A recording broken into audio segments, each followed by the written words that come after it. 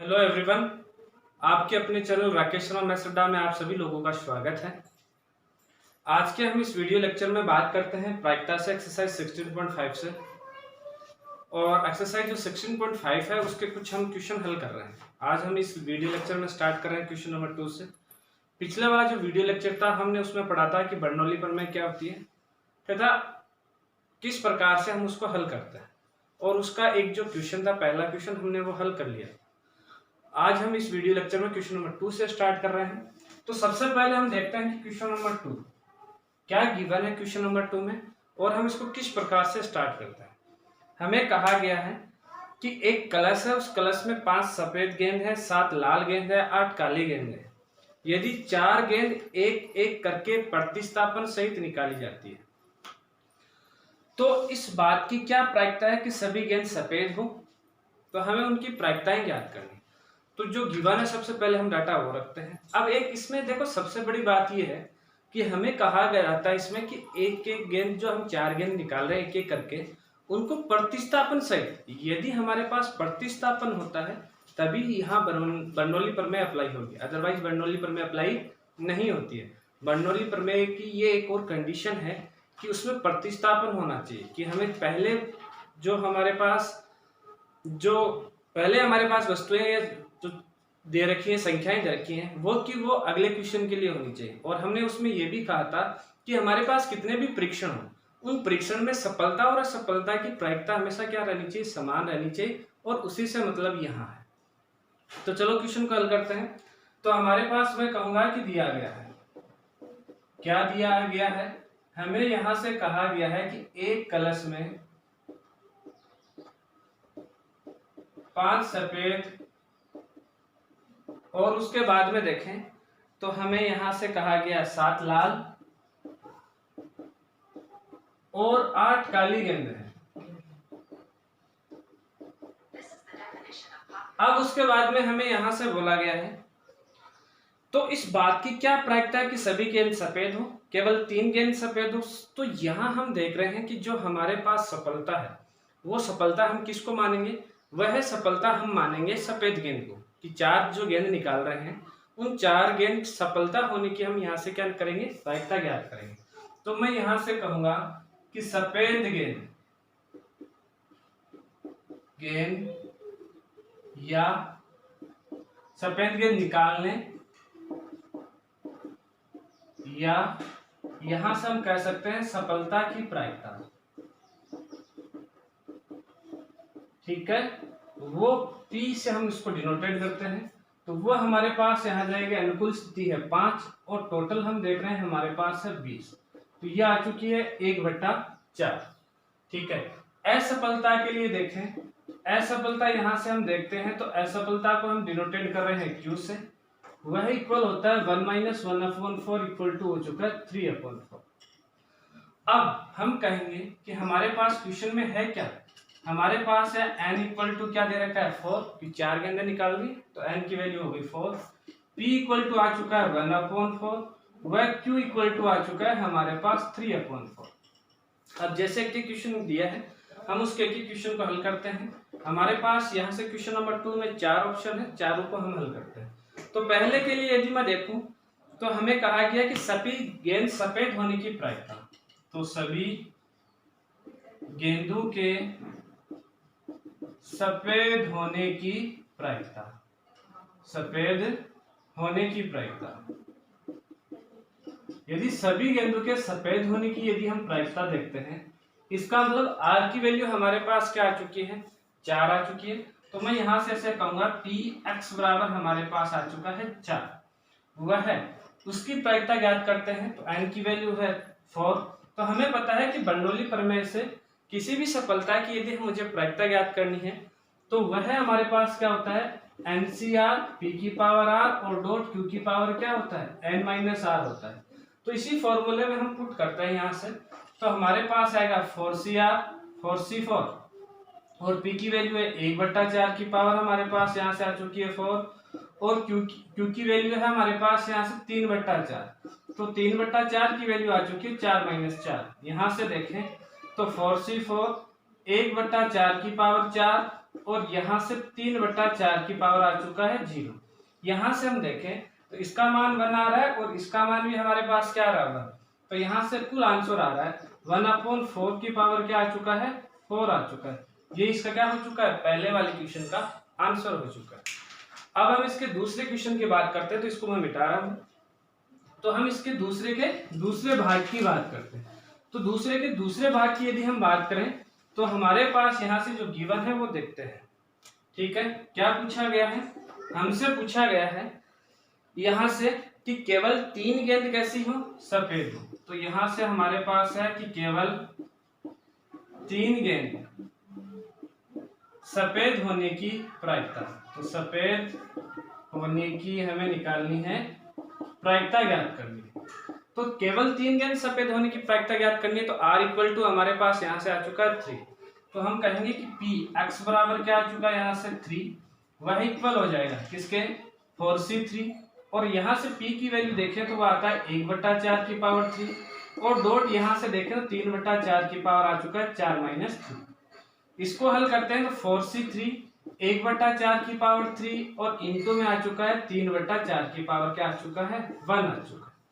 अब हम इसको आगे हल कर सकते हैं और ये आंसर हो चुका है। उसके बाद में हम बात करते हैं तीसरे क्वेश्चन की, दूसरे के तीसरे भाग की।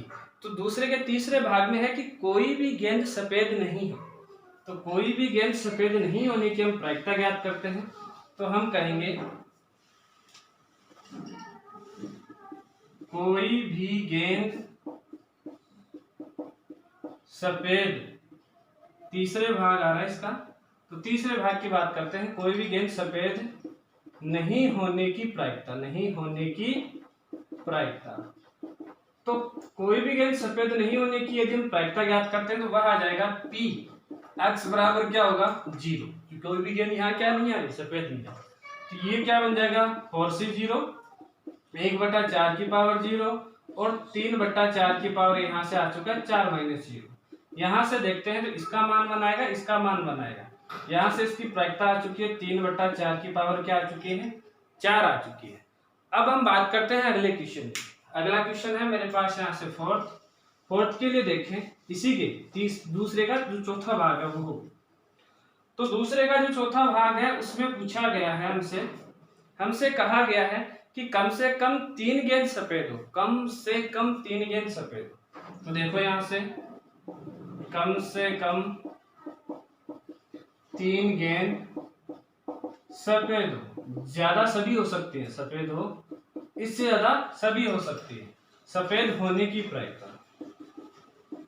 तो कम से कम 3 गेंद सफेद हो, ज्यादा जितनी हम निकाल रहे हैं, कितनी निकाल रहे हैं 4 निकाल रहे हैं, तो चारों की चारों भी सफेद हो सकती है, पर तो कम से कम 3 गेंद सफेद होने की हमें प्रायिकता याद करनी है। तो प्रोबेबिलिटी ऑफ ये बन गया x ग्रेटर देन इक्वल हमारे पास आ चुका है 3। तो ये क्या आ जाएगा Px बराबर 3 और प्लस Px बराबर क्या आ जाएगा 4 आ जाएगा। इनमें हम देख रहे हैं कि 3 गेंद सफेद है कम से कम, तो इनकी प्रोबेबिलिटी याद करते हैं तो 4C3 और उसके बाद में 1/4 की पावर यहाँ से हमारे पास आ चुका है 3 और यहाँ से देखें तो 3/4 की पावर आ चुका है 4 - 3 प्लस x बराबर 4 के लिए देखें तो 4C4 1/4 के पावर आ गई 4 और 3/4 की पावर आ चुकी है 4 - 4। कैलकुलेट करते हैं इसको तो 4C3 1/4 की पावर 3 और यहाँ आ चुका है 3/4 की पावर 1 प्लस यहाँ से 4C4 1/4 की पावर 4 और 3/4 की पावर क्या आ चुकी है 0 आ चुकी है। इससे आगे आप कैलकुलेट कर सकते हो। नेक्स्ट क्वेश्चन के लिए चलते हैं। तो देखो नेक्स्ट क्वेश्चन में हमारे पास यहाँ से क्या है, तो नेक्स्ट क्वेश्चन में अब हमारे पास है वो है क्वेश्चन नंबर 3। तो क्वेश्चन नंबर 3 की ओर चलते हैं।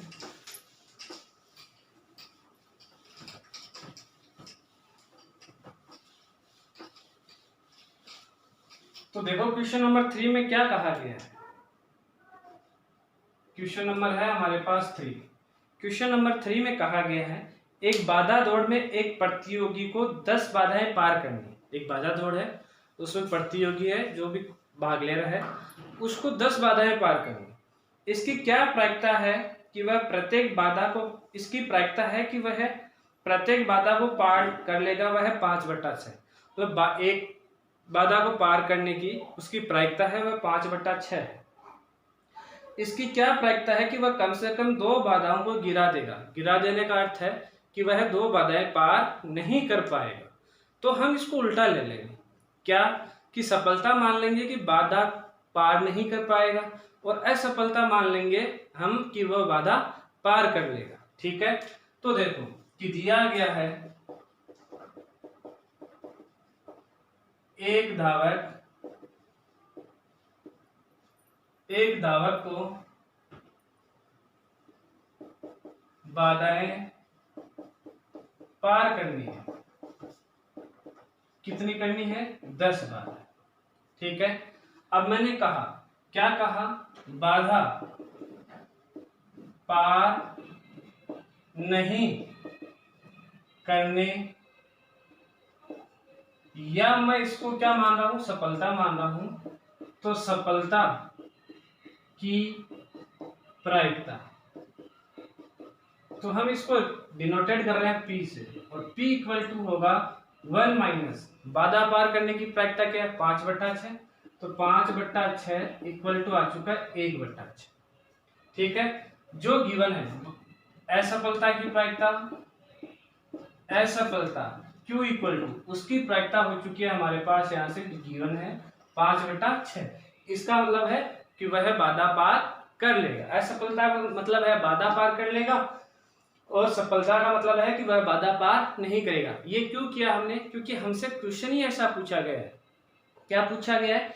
इसकी क्या प्रायिकता है कि वह कम से कम 2 बाधाओं को गिरा देगा। 2 बाधाओं को गिराने का मतलब है कि वह 2 बाधाओं को पार नहीं कर पाएगा। इसलिए पार नहीं करने वाले को हमने सफलता मानी है, और असफलता पार करने वाले को मानी है।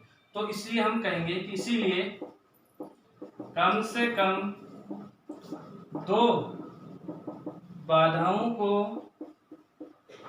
पार, या 2 बाधाओं को हमारे पास है गिरा देने की प्रायिकता, गिरा देने की प्रायिकता। तो कम से कम पूछा गया है, कम से कम 2 बाधाओं को गिरा देने की प्रायिकता। तो probability of x less than equal क्या आ जाएगा यहाँ से? 2, और वह इक्वल होगा किसके? इक्वल होगा यहाँ से px बराबर 0 प्लस px बराबर आ चुका है 1 प्लस px बराबर यहाँ से आ जाएगा 2। अब देखो इसमें सबसे बड़ी बात, x बराबर कम से कम 2 बाधाओं को वह क्या करेगा? गिरा देगा। क्या कहा गया है? 2 से कम, सॉरी 2 से कम के लिए कहा है, 2 से कम। तो 2 से कम में यहाँ x लेस देन क्या आ जाएगा? 2, कि px लेस देन क्या आ जाएगा? केवल और केवल 2, तब 2 शामिल इसमें नहीं होगा। तो यहां से यदि मैं देखूं तो px बराबर 0 के लिए देखें तो 10 है, 10c, और यहाँ आ चुका 0। सफलता है 1/6 की पावर 0, और असफलता है यहाँ से 5/6 की पावर आ चुका है, यहाँ से हमारे पास 10 - 0। दूसरे x बराबर 1 के लिए देखें तो यह आएगा 10c1, 1/6 की पावर क्या आ जाएगी? 1, और डॉट में आ जाएगा 5/6 की पावर, यहाँ से आ चुकी है 10 - से। कैलकुलेट करते हैं तो 10c0, ये इसकी वैल्यू आ जाएगी हमारे पास 1, डॉट 5/6 की पावर आ चुकी है 10, प्लस यहाँ से देखें तो 10c1, और यहाँ से 1/6, और डॉट में 5/6 की पावर आ चुकी है 9। इस प्रकार से हमारे पास ये आंसर आ चुका है। आगे हम इसको कैलकुलेट संख्याओं में याद करना चाहें तो हम इसको कैलकुलेट कर सकते हैं।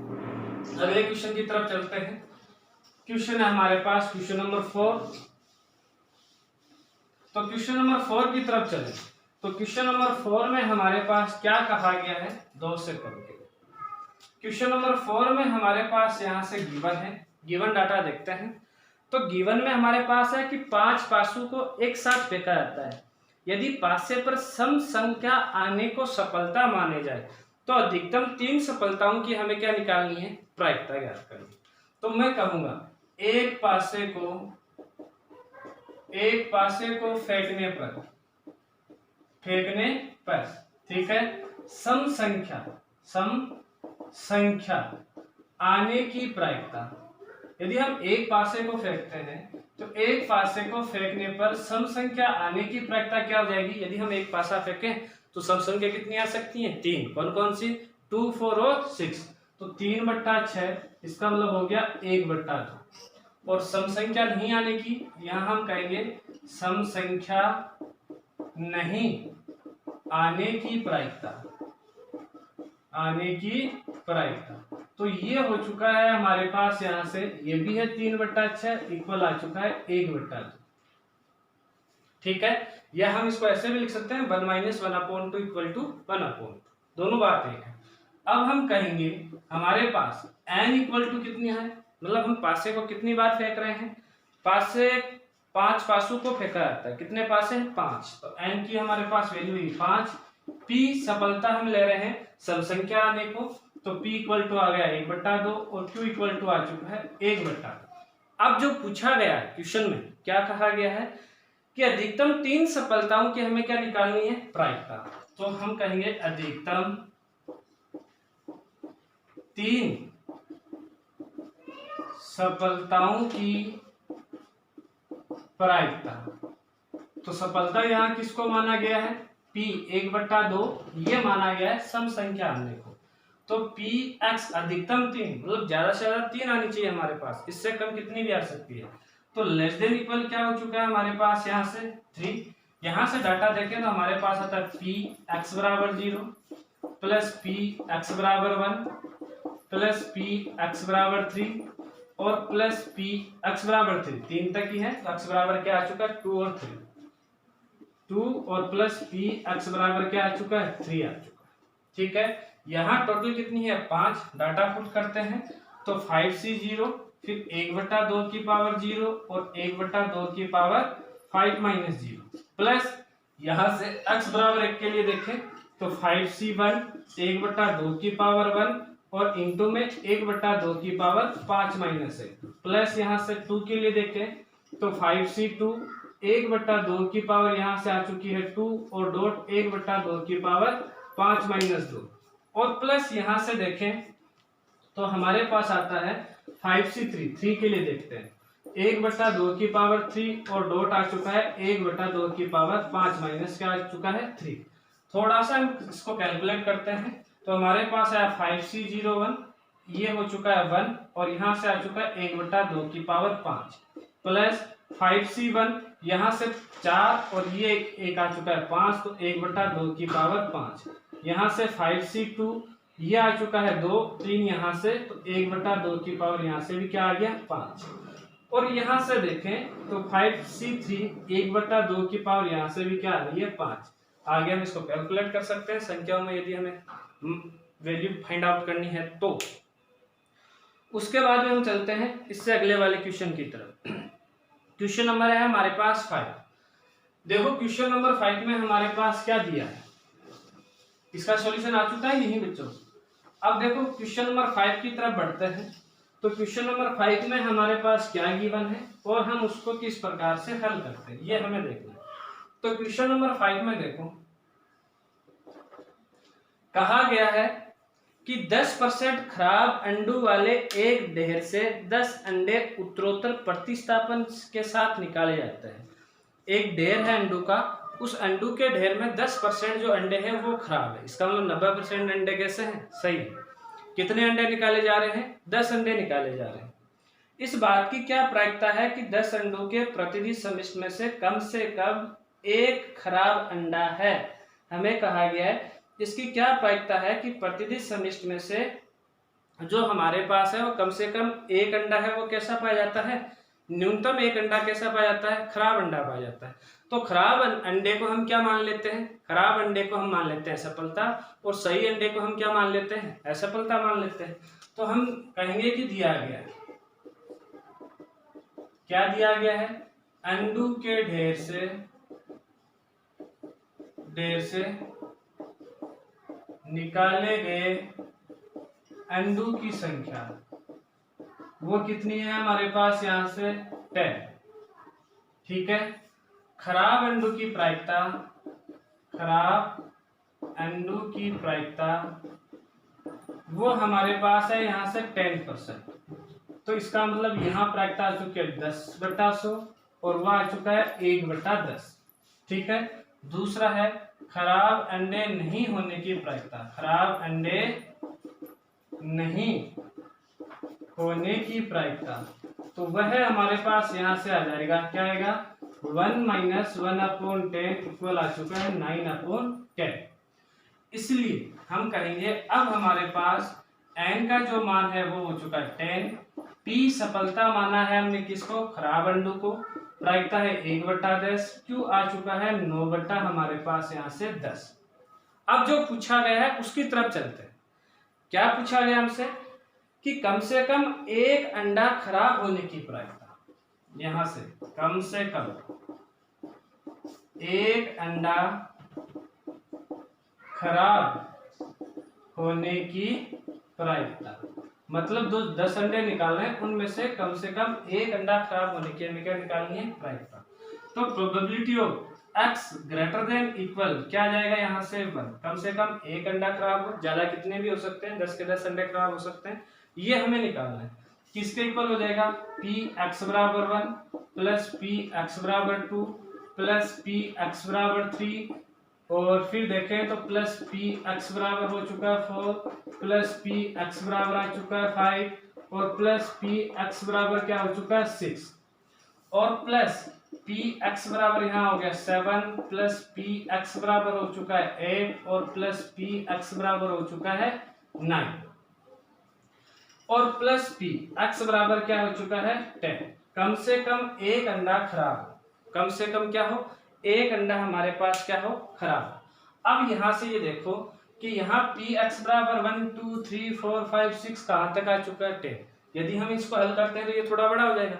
हमने ये बात पढ़ी थी कि यदि हमारे पास कोई प्रतिदिश हमारे पास कोई बर्नौली थ्योरम में या बर्नौली परीक्षण में n स्वतंत्र परीक्षण हैं, तब हम उनकी प्रायिकताओं का योग है वो कितना हो रहा था 1। कैसे, इस प्रकार से कि चूंकि px बराबर 0 से स्टार्ट होते हुए px बराबर 1 और प्लस लेस देन डेस डेस डेस px बराबर यहाँ आ रहा था r और प्लस डेस डेस डेस px बराबर हो रहा था m।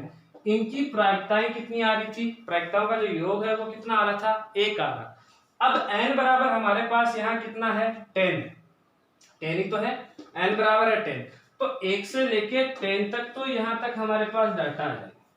ठीक है, हमें ये फाइंड आउट करना है। तो हम देख रहे हैं कि ये जो बात है ये क्या हो रही है, इसका जो कैलकुलेशन कर रहे हैं वो क्या हो रहा है, बड़ा हो रहा है, बड़ा हो रहा है। तो इस कैलकुलेशन के इक्वल क्या आ सकता है 1 माइनस, इसको यदि मैं उधर ले जाऊं तो ये उस कैलकुलेशन के इक्वल होगा या नहीं होगा, बिल्कुल होगा।